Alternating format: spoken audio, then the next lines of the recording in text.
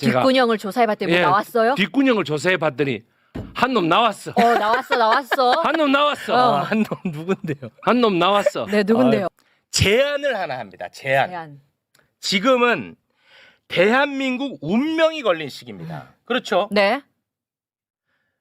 그래서 최소한 공영방송은 비상사태를 좀 선포하고 비상체제로 좀 운영을 했으면 좋겠다. 왜냐하면 공영방송을 보잖아요.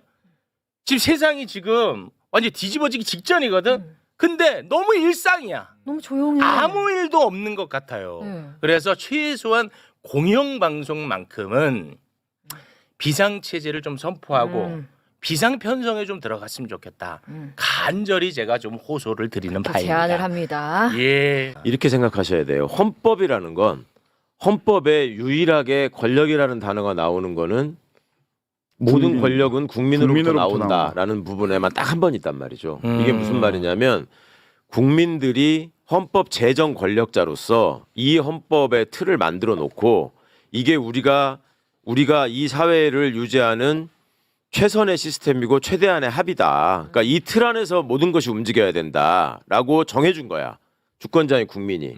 근데 이거를 이놈들은 하나도 안 지켜줘. 하나도 안 지키고 있잖아요. 그 시스템을 전부 다 무시하고 있기 부정하잖아요. 때문에 그러면은 이 헌법 안에서 할 수 있는 조치라고 하는 것이 당연히 한계가 있을 수밖에 없어요. 그렇습니다. 어떻게 하더라도 얘네들한테는 헌법은 그냥 글자 써 있는 종이야. 네. 야, 뭐 어쩔 건데 니네가 뭐 이런 식이거든요. 네. 그러니까 이 상황에서 물론 그렇다고 해서 다 모든 걸 그냥 엎어버리고 국회도 다 해산해라 이 말이 아니고 네. 그 안에서 할 수 있는 시스템에서의 일은 전부 다 이제 신속하게 다 진행을 하되 네. 마음가짐 자체를 이거는 이제 토대를 무너뜨린 내란 세력들의 준동이 도저히 진압이 안 되고 있는 상황이기 때문에 네. 비유를 하자면 역사 속에서 어떤 못된 왕이 있을 때 저 왕을 바꿀 것이냐 아니면 이 왕조를 폐기하고 새로운 왕조를 세울 것이냐 그렇죠. 그 상황으로 보셔야 돼요. 네. 그러니까 이거는 과거에 정도전하고 정몽주의 논쟁이 있었잖아. 이 틀 안에서 그냥 고려 왕조가 유지되면서 바꾸면 된다. 아니다. 이건 새롭게 완전히 엎어야 된다. 지금 모든 상황을 볼 때 우리 사회가 갖고 있었던 온갖 문제점이 골마서 지금 다 터지고 있어요. 네. 그러니까 이거는 왕조가 바뀌는 상황, 옛날 왕조 시대라고 네네네네. 하면 그걸로 이제 받아들이는 저는 때가 와요. 이번 예를 들어 지금 인용을 생각하고 있는 재판관이 7이에요. 예를 들어 한 명은 자기 의견을 안 내고 있어. 그래서 선고일을 못 잡는 상황이야. 그런데 결국은 이 한 명을 빼고 선고 기일을 잡아서 파면 선고를 할 수가 있는 거예요? 있죠. 아, 있어요? 네, 방금 김 변호사님 말씀한 것처럼 선고기를 잡는 거는 재판장의 권한이에요. 소송법의 원칙상. 그러면 재판장이 선고기를 잡고 이제 그 판결을 하여튼 그 전에 종료를 하고 재판장이 이걸로써 이제 결론을 내린다. 그리고 의견을 내지 않은 사람 의견 없는 걸로 하겠다 하고 나서 결정문을 쓰고 그 결정문에는 일단 6명 이상의 재판관이 이거는 그 헌법 파괴 행위로서 파면해야 된다라고만 되면 효력에 나온 문제가 없는 거고. 근데 형식적인 효력으로서 이제 별개 의견이나 보충 의견이나 반대 의견을 쓰는 사람 내는 사람은 그걸 써야 되는데 네. 그래야지 결정문으로서 이제 완결이 된다라고 보고 마지막에 또 서명을 해야 되는데 하나가 죽어도 못 하겠다라고 하면은 그러면 재판관 아무개는 의견이 없음. 이렇게 하고 서명할 때도 서명 거부로 날인 불능 이렇게 쓰고 결정문에다가 네. 그렇게 하고 돌파하는 방법이 있습니다. 그거에 대해서 시비를 걸 수 있는 기관 자체가 없어요. 헌재가 그렇게 결정해가지고 선고를 해버리면. 그런데 지금 그렇게 막 그런 모양새로 끌고 가고자 하는 사람이 있는 거는 지금 분명한 것 같고 그 사람이 조한창이라고 가장 강력하게 의심을 받고 있는 거고 이거는 바깥에서 보고 있는 사람이나 같이 예전에 판사 생활을 했던 사람들이나 다 동일한 견해예요. 그런데 혼자서 지금 박혀 하나를 펑크를 낸 거냐 아니면 세 사람이 협력을 해가지고 박혀 하나 빼가지고 바다에 던져버리고 지금 망치 들고 와서 자동차 부시고 있는 거냐 그 골치 아파. 이 그거면. 걱정이 있잖아요. 네. 그래서 그 부분에 대해서 주말 상간에 제가 최대한 제 나름대로의 안테나를 가동해서 들어봤는데 네. 정말 믿을 만한 사람들이 여러 가지 저기를 통해서 얘기해 준 바로는 지금 펑크를 내고 있는 상황인 것 같다. 펑크를 내고 있는 상황인 것 같다. 그러니까 이제 한 명이 개기고 있는 상황일 때 그러면 왜 진즉에 이걸 하지 못하고 이렇게 갔느냐라는 점에 있어서 네. 한 명만 그냥 목리를 부리고 있으면 치워 그냥 그렇게 할 수 있는데 그 한 명을 핑계로 2명 정도가 아니 이 사람 얘기 들어줘야지 기다려야지 왜 하냐 이게 이제 더 황당한 상황이고 그러니까 소극적 동조 정도. 그렇죠. 네. 그럴 가능성이 높았다고 봤었거든요. 네. 그러니까 이제 3명이 과연 몰려다니느냐. 그리고 이제 그런 얘기도 있었어요. 금요일 날 오후에 평의를 했는데 잠깐 하고 끝나가지고 셋이서 따로 가더라. 그래서 지들끼리 셋이서 또 얘기를 하더라. 이런 얘기가 헌재 안에서 나온 적이 있어요. 그래서 그런 점이 걱정이 돼서 셋이서 합심 협력해가지고 이것들이 한 몸으로 몰려다니면서 지금 나라가 어떻게 됐건 뭐 헌재가 어떻게 됐건 이걸 다 때려 부시고 있는 것이냐. 근데 제가 적어도 들은 바로는 다행히 한 사람은 절대 아닌 것 같다. 한 사람은. 그러니까 3명을 의심하는데 그 중에 한 명은 네. 아닌 것 아닌 것 같다. 같다. 그 사람은 아닌 것 같다. 계속 자기 입으로도 그러니까 지금 여론이 얼마나 지금 그 민심이 흉흉하고 악화돼 있고 헌재가 비난을 받고 있는지를 알고 있다. 그러니까 유튜브를 본다.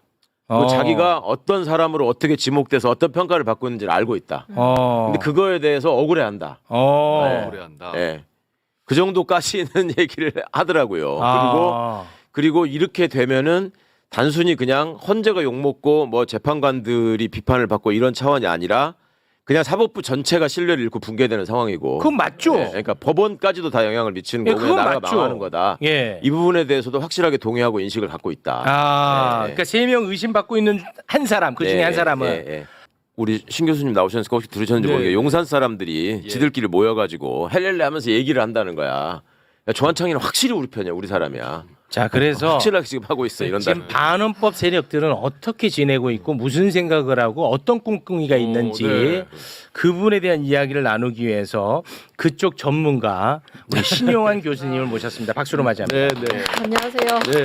반헌법 세력들의 근황을 좀 전해주시죠. 그래서 좀 전에 지금 말씀 나누던 거에 이어서 받아서 한번 말씀드리면 저도 이제 헌재에 이런저런 인연으로 인연되는 사람들을 그동안 많이 해봤죠. 다 틀리잖아요. 날짜에 네. 대해서는 그 누구도 뭐 네, 맞춘 맞습니다. 사람이 네. 없는 거고 그래서 가장 제가 초점을 두는 부분은 그들이 5대 3이라 치고요. 전제를 하고 네. 그러면 하나의 이제 일종의 카테고리화 돼 있다라고 치고 네.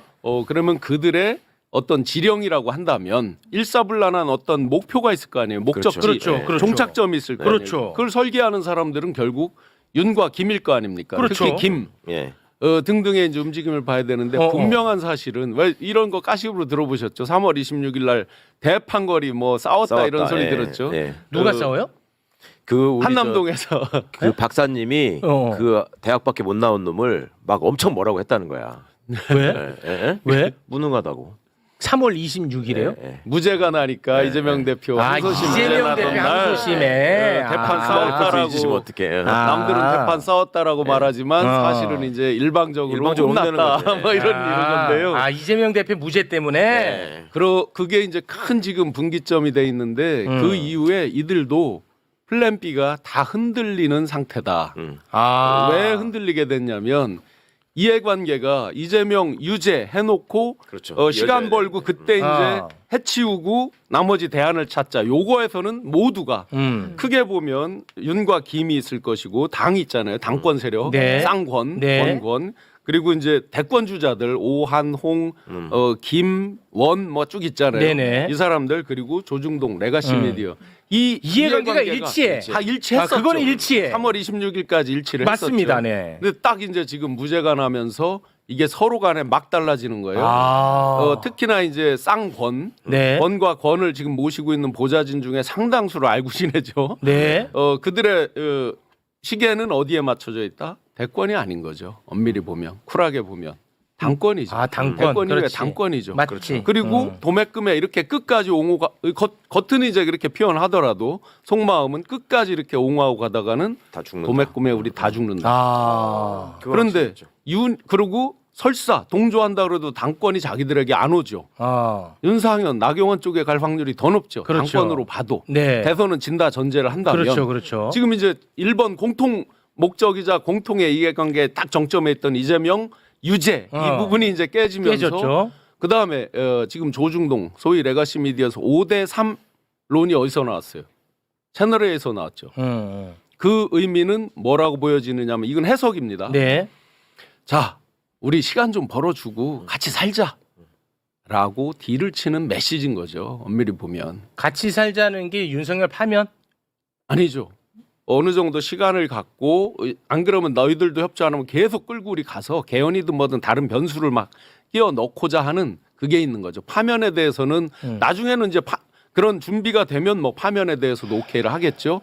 여하튼 시간을 벌면서 뭔가를 우리 숨 쉴 틈을 좀 다오 같이 살자 이런 부분인데 결정적으로 지금 갈리는 부분 중에 이런 부분이 있었어요. 오 시장이 한때 김건희 측에서 이제 이런 게 있었단 말이죠. 김문수를 후보로 한다. 이게 이제 1월 3일 날 체포 실패하고 그때 한남동 막 들어간 분들하고 식사하고 차 마시면서 두 가지. 내가 어떻게 되든 죽었다 깨도 내가 이재명만큼은 끌어안고 죽는다.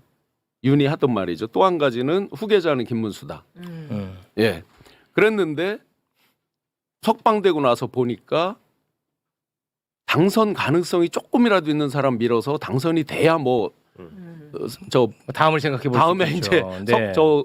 사면 복권이 될 거 아니에요. 네. 그러다 보니까 이제 오에 대한 부분이 일부 나온 거예요. 이게 이제 복합적으로 꼬인 게 그래서 명태균 씨 요새 잠잠하지만 관심이 그쪽이 아니니까 잠잠하지만 그때 잠시 친한계와 친김계가 검찰 내에서 이제 굉장한 그게 있어서 오세훈 시장이 잠시 기대를 했죠. 살을 수 있다. 네. 그런데 오세훈 시장이 보통은 이제 한남동 공관에 가서 식사를 하잖아요. 부부동반 식사를 하면 대통령 공관에 가서 하잖아요. 그런데 작년에 어떤 일이 있었냐면 서울시장 공관에 와서 식사를 한 일이 있어요. 누가요? 윤기미. 그래요? 네. 오, 네. 부인 못할 겁니다. 오, 진짜? 부인하면 제가 그대로 제보자를 오픈할 수 있습니다. 오. 네, 있습니다. 오. 네. 그러면서 그게 언제라고요? 작년 저거 12.3 이전입니다. 아, 이전에? 네, 이전에 이제 그렇게 서로 나름 이제 돈독한 그리고 집도 원래 서울시장 공관은 저쪽 성북동 쪽에 있었어요. 원래 네. 해화동 저 뒤에 있었어요. 그런데 옮겼잖아요. 지금 바로 한남동에서 가까운 곳에 있어요. 지금 걸어서 갈 수 있는 걸어서 갈 수 있는 거리에 파트너스 있습니다. 하우스. 맞습니다. 네. 그렇기 때문에 이제 잠시 그렇게 의탁을 해서 잘 될 수 있다 이런 생각도 좀 해본 것 같고 김 측에서는 살 수 있는 길로 그렇게 하면서 막 제가 설명드린 이유는 플랜 B가 마구 흔들리고 있다. 지금은 흔들린다. 그러다 보니 종착점에 공통의 목적에서 흐릿해지는 건데 자 5대 3이라고 전제를 한다면 네. 이 세 분도 그 이해관계에 자기가 맞아 떨어져야 되잖아요. 아. 마지막 종착점에서. 기각하고 싶어하는 3명. 정답이 보여야 되잖아요. 네. 내가 이걸 완전히 편들었을 때 내가 언제 소장이 되든 뭔가의 이해관계가 맞아 떨어져야 되는데 그렇습니다. 그 부분이 지금 흔들려서 상당히 내부적으로도 명확한 플랜 B에 대한 지침이 아직 안 나오고 있다. 그래서 이걸 계속 마냥 끌기 어렵다. 그렇게 보면 이게 뭐 단순히 희망회로 돌린다고 자꾸 뭐라고 하는 분들이 있는데 네. 분명히 이번 주에 분명히 기존 패턴과 다른 패턴이 나올 것이다. 헌재에서. 네네.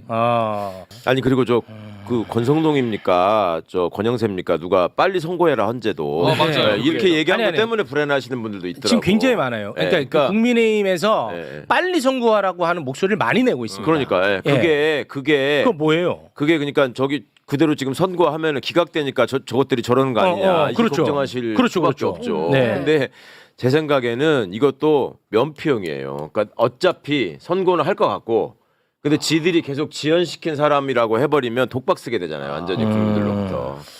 지금 한 그걸 30명쯤 피하기 위한, 됩니다. 그걸 피하기 위한 정치적 수수로. 근데 사실 네. 권성동이 사실 이재명 대표 선거 나오기 전에도 나오면 승복해라 맞습니다. 말을 네. 계속 했잖아요. 네. 몰라요 본인도 그냥 본인도 지르는 거예요. 몰라. 제가 뒷근형을 조사해봤더니 뭐 예, 나왔어요? 뒷구녕을 조사해 봤더니 한 놈 나왔어. 나왔어. 한 놈 나왔어. 한 놈 누군데요? 한 놈 나왔어. 네, 누군데요? 불안하네. NYUN이 아니야. 놈이야, 놈. 예, 한 놈 나왔어. 누군데요? 예. 여러분들이 생각하는 그런데 의외의 인물이 나왔는데 앞서 최강욱 의원께서 네. 결국 한 명이 계속 어깃장을 놓고 있다. 나는 그게 누군지 알 것 같아요. 아니 그러니까 그렇게 추정을 하는 거예요, 추정. 추정이죠. 어깃장 추정인데 이 뒷구녕을 조사해 보니까 추정이 맞아. 제가 보니까 누군데? 자, 뭔데? 조한창. 조한창. 실명고론 조한창 이번에 최상무기가 임명을 했습니다. 조한창 12월 달에 최상무기가 임명을 했죠. 12월 31일 날 조한창, 정계선 두 사람을 임명하고 마은혁은 임명을 안 했습니다. 나는 이거를 그냥 보고 있지 않습니다. 오. 조한창 이놈은 아주 나쁜 놈이에요. 조한창을 아, 네. 임명하는데 뭐가 있다. 네, 조한창 뭐가 있다. 재판관. 내가 어. 봤을 때는. 네. 예.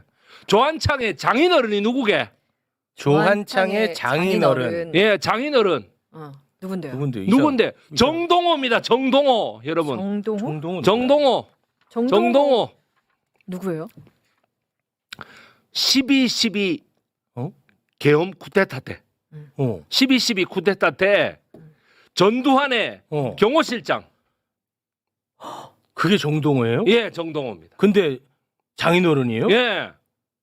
와. 야, 씨, 하필이면 자, 바로 정두환이야? 그래서 정치 풍토 쇄신에 관한 특별조치법 제가 저번에 나왔을 때 얘기했잖아요. 그거에 의거해서 이 정동호 집안이 큰 거예요. 와, 이 무슨 영화 같은 이야기네. 이 무슨 인물 마치 영화에서 인물 정동호의 딸이 조한창의 마누라입니다. 와. 그렇죠, 장인어른이니까. 예. 그거는 뭐 대단한 예. 정보는 아니고요. 그렇습니다. 와, 무슨 전두환의 그러니까 뭐냐면 내란으로 완전히 점철되어 있는 내란 집안이라고 해도 예, 되네. 내란 집안의 장가를 사위입니다. 와, 그럼 장가를 언제 갔는지가 중요할까요, 여기서? 와, 엄청 중요하죠. 사법연수원 19기 마치고 갔죠. 이게 몇 년도인데요? 1981년도예요. 어머. 와, 와. 그러면 제대로 그 특수를 노린 거네. 우와. 아니 그러니까 당연히 그럼 이런 사람들이 제대로 특수를. 뭐 그 저 뭐야 바짝 완전히 속았수다 그 뭐야 폭삭 속았수다. 그 너무 고생했습니다 이 말이잖아. 폭삭 속았수다 해서 아이유하고 박보검이처럼 뭐 연애 결혼했겠어요? 부산으로 튀어서 뭐 사랑에 도피했겠어요? 이건 뭐 제대로. 이건 전부 다 정략 결혼이에요. 정략 결혼 그냥 사법고시 붙은 애 그 뭐야 판사하는 애 그 저거 집안으로 해가지고 결혼시킨 거 아닙니까? 네. 와. 와. 그래서 아니 요번에 그러면 이 뭐야. 정동호는 예. 12.12 성공 이후에 뭐 했어요, 정동호? 정동호는 그 다시 한번 설명 올려주세요. 정동호. 성공했어, 쿠데타. 뭐 했어, 얘는? 자 정동호는 육군 참모 차장을 합니다. 육군 참모 차장. 예, 총장 하나 밑에 차장을 하고 국회의원도 2번을 해요. 국회의원 2번 했어요? 예, 합천 의령 거기에서 했어요. 와. 그게 바로 전두환의 고향이잖아요. 와. 전두환의 완전한 총신이에요, 얘가. 와, 씨. 아시겠습니까? 와, 그래? 이런 놈이 지금 이런 놈의 사위가 지금 헌재. 헌법재판소 와. 재판관을 하고 있다고. 그것도 심지어 내란 수계에 대한 탄핵 심판을 하고 있으니. 그러네. 아니 그런데 어떻게 해서 와. 이 조한창이가 임명될 때 민주당 의원들 아무도 이거를 집어내질 못했어요. 청문회에서. 와. 어? 청문회에서는 이 얘기가 안 나왔어요? 최용님 처음 들어보시죠. 아니, 저는 이제 워낙 무식하니까 처음 들었죠. 아니 이지선님도 처음 들어보시죠. 처음 들어봤죠. 저도 처음 들어요.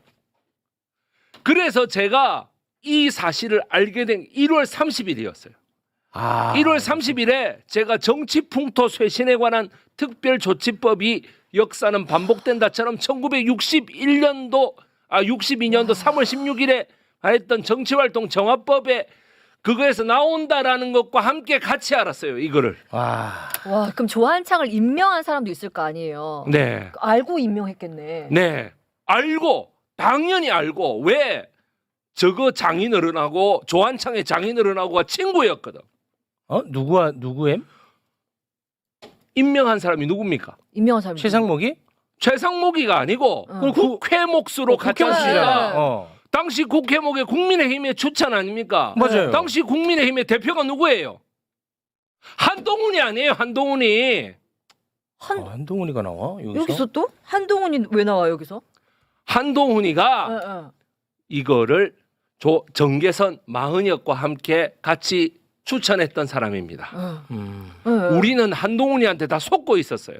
그래? 한동훈이가 조한창을 이미 헌법재판소에 밀어놓고 그 다음에 계엄을 선포했다고요.